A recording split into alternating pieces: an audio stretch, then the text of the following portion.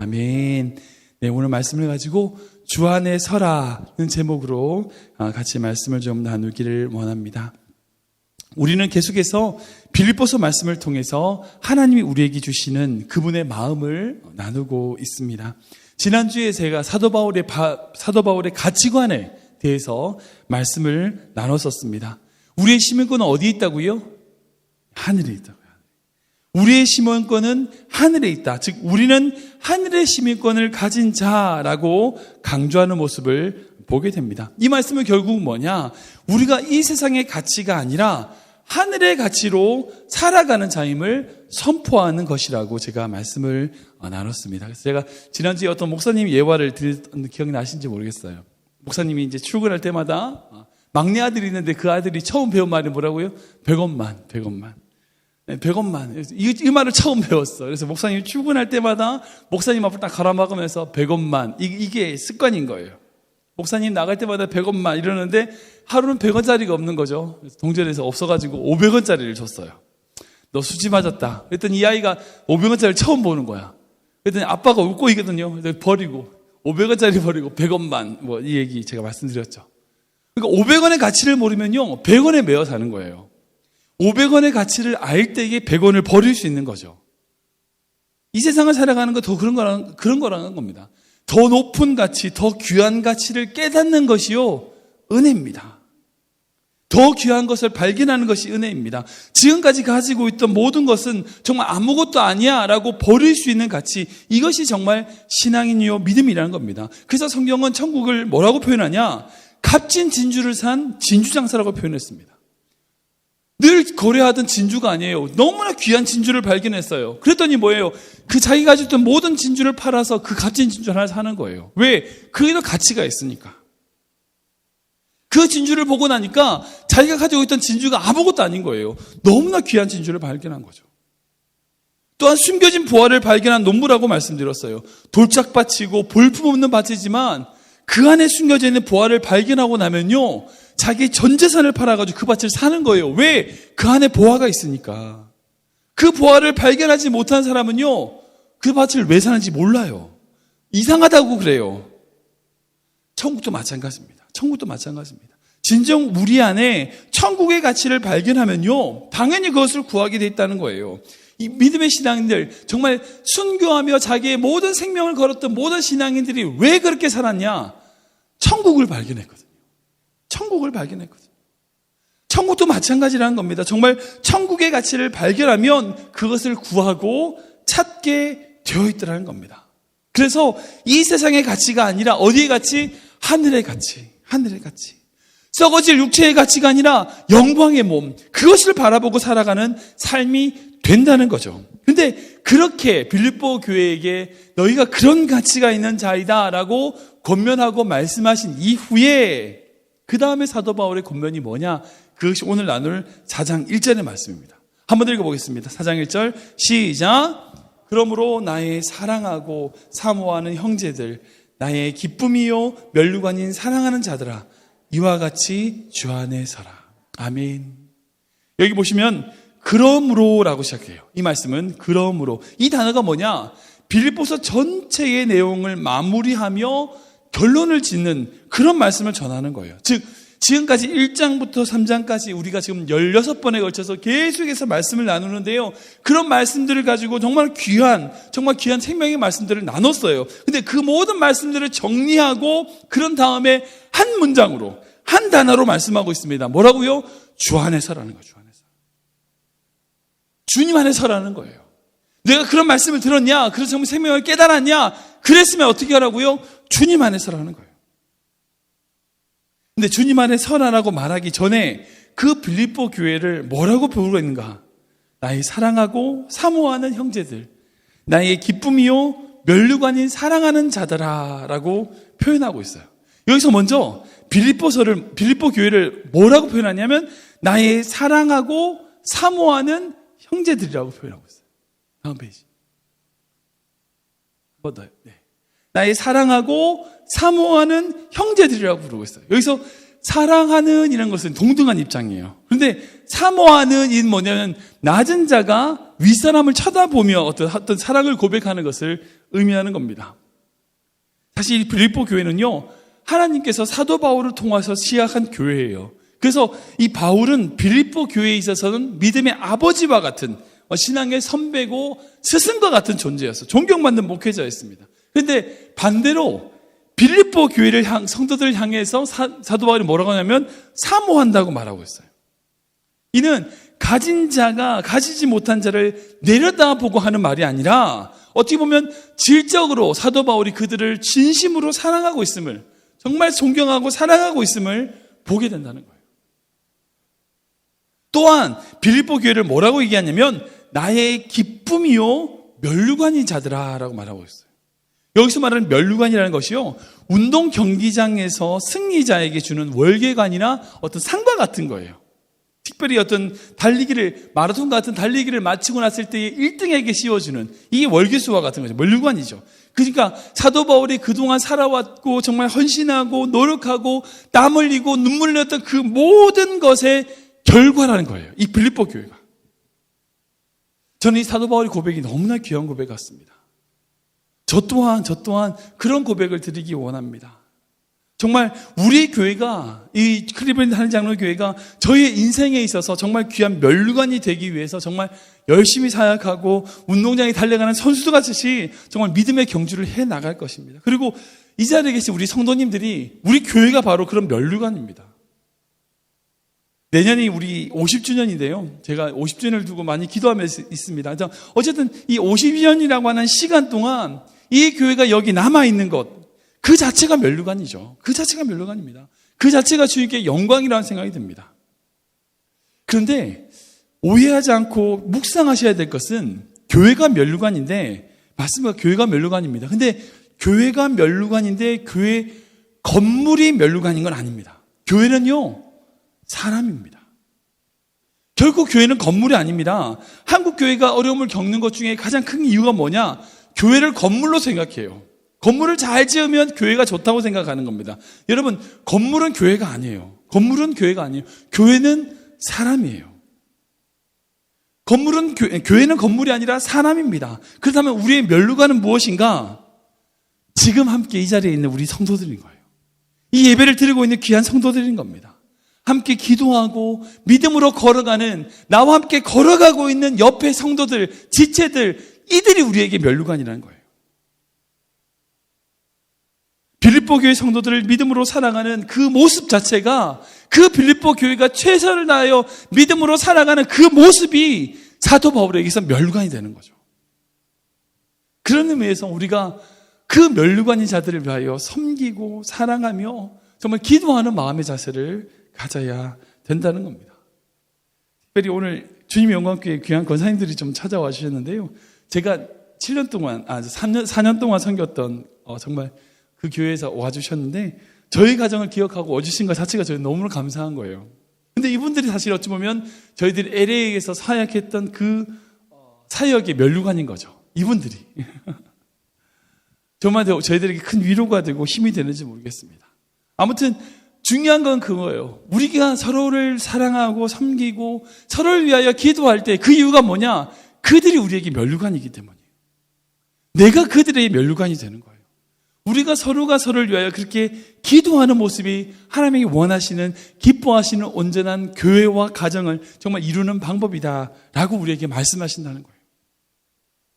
그렇다면 오늘 좀 구체적으로 사도 바울이 그 면류관으로 생각하는 그 빌립보 교회에게 뭐라고 권면하고 있는가?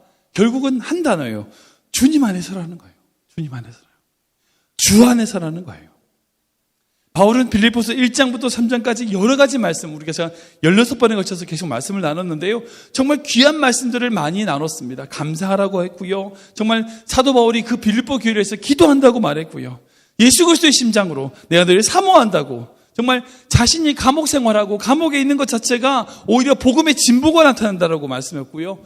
사나 죽으나 그리스도가 존귀케 된다면 나는 그것을 족하다고 사도 바울은 그들의 삶의 목표에 대해서 말을 해주고, 또한 그들이 육신적으로 어떤 율법주의에 빠지지 않고 예수 그리스도의 믿음으로 구원받는다라고 하는 그 믿음의 가치에 대해서도 말씀했고요. 또한 우리 지지난주에서 우리의 힘이고 하늘에 있어서 우리의 생명인 예수 그리스도를 대망하며 기다리는 삶을 살아가는 자다라고 우리가에게 삶의 목표에 대하여 표대에 대해서 말씀해 주고 있는 1장부터 3장까지의 모든 생명인 말씀들을 그 말씀을 다 해주셨어요.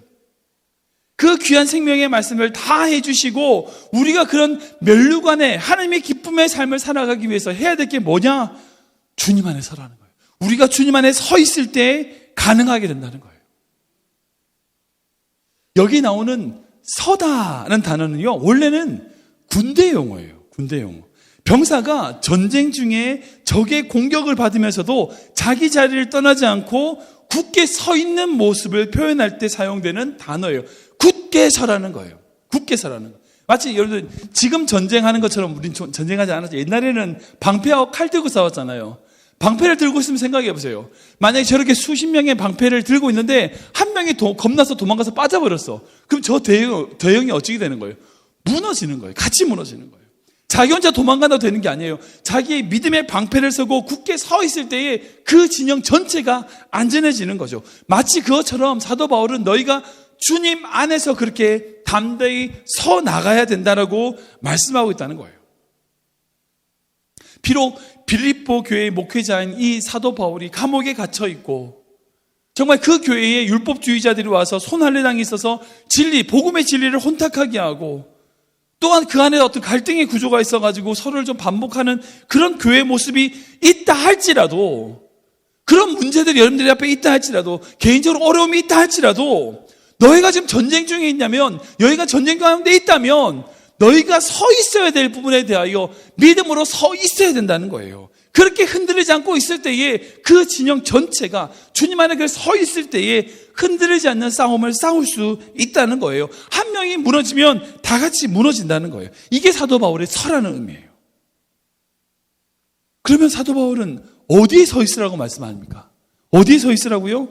주 안에. 주님 안에 서 있으라는 거예요. 사도 바울의 서신을 보면요, 바울에게 있어서 가장 중요한 신학이 있습니다. 그것이 뭐냐면 주 안에라는 거예요. In Christ. 예수님 그리스도 안에 있으라는 거예요. 주님 안에 있을 때에 가져야 할 자세와 태도에 대해서 사도 바울은 곳곳에 기록하고 있습니다. 예수님도 또한 똑같이 말씀하셨어요. 요한복음 15장의 말씀 보면 이렇게 적혀 있습니다. 이거 뭘까요? 시작. 나는 포도나무요 너희는 가지라. 그가 내 안에 내가 그 안에 거하면 사람이 열매를 많이 맺나니 나를 떠나서는 너희가 아무것도 할 수 없습니다. 아멘. 사랑하는 성도 여러분, 우리가 신앙생활하면서 어려움을 시험을 당할 때, 어떤 문제가 있을 때, 고난이 있고 힘든 일이 있고 여러 가지 문제가 있을 때라도요, 견고하게 서 있을 수 있는 것은 주님과 동행할 때예요. 주님 안에 있을 때예요. 주님 안에 있을 때 시험과 시련에도 흔들리지 않고 무너지지 않아요. 생각해 보십시오. 왜 시험에 빠지는가? 왜 시험에 빠져요? 주님 안에 있지 않기 때문이에요. 그러니까 사람들이 던진 말 때문에 시험 당하는 게 아니에요. 어려움이 있어서 문제 당하는 게 그것도 넘어지는 게 아니라고요. 잘 생각해 보세요. 여러분들 문제 때문에 넘어지는 게 아니에요. 그 사람이 나에게 무슨 말을 했기 때문에 넘어지는 게 아니라고요. 근데 많은 사람들이 착각해요. 그 사람이 그렇게 말을 했고 그렇게 얘기했고 막 핑계를 대요. 여러분, 우리가 어떤 문제가 있고 어떤 어려움이 있더라도요, 중요한 것은 그거예요. 우리가 주님 안에 있다면 넘어지지 않아요. 주님 안에 있다면 쓰러지지 않는다고요. 그런데 어떤 문제와 고난이 그 문제가 핑계가 될 수는 있겠지만 결국은 이유가 뭐냐? 우리가 주님 안에 있지 않기 때문이에요. 개인도 그렇고요, 교회도 마찬가지입니다. 주님 안에 서 있을 때에 흔들리지 않게 돼요. 주님 안에 서 있을 때에 넘어지지 않게 있을 수 있고요, 그 말씀하셨던 그 전쟁 가운데 굳게 서 있을 수 있다는 거예요. 그래서 사도 바울은 주 안에 서라고 말씀하세요. 우리가 주님 안에 있을 때에, 주님 안에 서 있을 때에 넘어지지 않게 된다는 거예요. 근데 사도 바울이 이렇게 얘기해요. 주 안에 서라. 이 말씀이 뭘까? 묵상해 보면요, 우리가 주님 안에 설 수 있다는 말씀이라는 거예요. 그래서 여러분, 우리가 주님 안에 있습니다. 믿으십니까? 아멘. 맞습니다. 우린 주님 안에 있습니다. 주님과 동행하는 자입니다. 그렇다면 주님 안에서 우리에게 주신 사명을 위하여 힘들지만, 어렵지만 사랑하는 성도 여러분, 여러분들의 자리를 지키셔야 돼요. 그 자리를 지키는 것, 그 자리에 서 있는 것 자체가 그게 사명을 감당하는 거예요. 여러분들 거기 서서 뭔가를 하는 것이 더 중요한지 않아요. 거기 서 있는 게 중요한 거예요. 사랑하는 성도 여러분, 교회 자리를 지키는 거요, 어렵습니다. 어렵습니다. 그러나 힘들고 어렵다 할지라도 그 자리를 지키고 예배의 자리를 지키고 그 자리 가운데 있으면 하나님 역사하시는 거예요. 부모의 자리란 거 힘들어요. 네. 이미 다 키우신 분들은 끝나셨을지 모르겠지만 청소년기를 두는, 사춘기를 둔 부모는 힘들어요. 힘들어요. 그러나 힘들지만 그 자리를 지켜야죠. 그 자리에 서 있는 게 중요하다고요. 그 자리에 그 사명을 감당할 때에 그 자녀를 책임질 분은 하나님이란 거예요. 그 믿음을 가지고 서 있는 거죠. 학생의 자리란 거요, 쉽지 않습니다. 우리 공부하는 지체들 왔는데요, 정말 유학생으로 와서 공부하는 거 쉽지 않아요. 그런데 힘들지만 믿음으로 그 자리에 서 있어야죠. 그 자리에 서 있어야죠.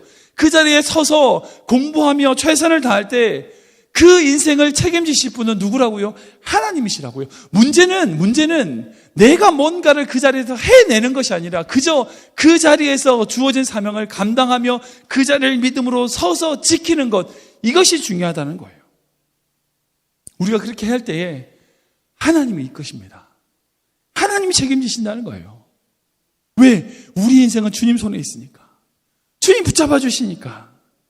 우리가 바로 그렇게 나갈 때요, 사랑하는 성도 여러분, 우리가 그 주님의 기쁨이 되고요, 주님의 면류관이 되는 인생이 될 줄 믿습니다. 말씀을 좀 정리해 보겠습니다. 사랑하는 성도 여러분, 우리 모두가 우리의 시민권은 어디에 있다? 하늘에 있습니다. 방금 말씀드린 대로 우리의 가치는 이 땅의 가치가 아니에요. 하늘의 가치예요. 다시 오실 예수 그리스도를 대망하며 그 예수 그리스도를 기다리는 사람들이라는 거예요.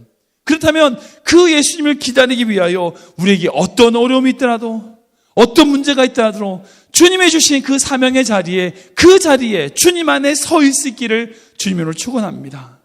우리의 소속은 하늘의 나라고 나는 주님의 것입니다 라고 하는 그 소속감, 그 마음을 가지고 흔들리지 않고 신앙생활에 나갈 때에 여러분들의 인생을 책임지실 분은 여러분들의 어카운트가 아니에요.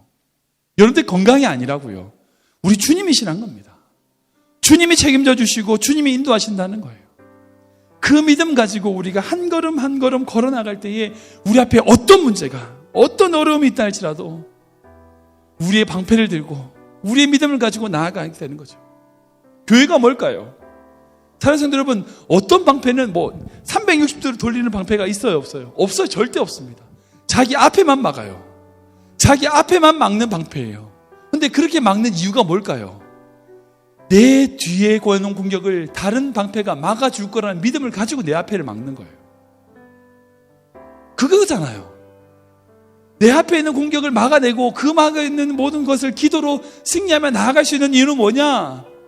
내가 보지 못하는 곳에 또 다른 나의 지체가, 나의 사랑하는 가족이, 나의 아내가, 나의 남편이 내 뒤를 막아줄 거라고는 믿음 때문에 내가 내 앞에 있는 걸 막는 거죠. 교회 생활은 마찬가지입니다. 우리가 모든 문제를 내가 혼자 다 할 수 있다고요? 절대 못해요. 같이 하는 거예요. 왜? 내 앞에 있는 문제를 내가 해결하면 내 뒤에 오는 그 공격은 나의 성도들, 나의 지체들, 또 다른 나의 성도들이 나의 뒤를 막아줄 거라고 하는 믿음 때문에 내가 내 앞에 있는 걸 막는 거죠. 우리 모두가 그렇게 앞에 서 있는 그 앞의 문제들을 싸워 나갈 때 여러분, 이것이 바로 교회가 승리하는 방법이라는 거예요. 이 진영이 깨지면요, 이기지 못해요. 그러나 내 앞에 있는 그 문제들을 싸워 나갈 때, 함께 이끌고 나갈 때에 우리 모두가 함께 승리하는 그 성경의 법칙이 바로 우리에게 말씀하시는 주 안에 서라는 거예요. 이 아침에 우리 함께 기도하기 원합니다. 기도하실 때 정말 하나님, 내 앞에 있는 모든 문제들 주님 믿음으로 내 방패로 싸워 나가겠습니다.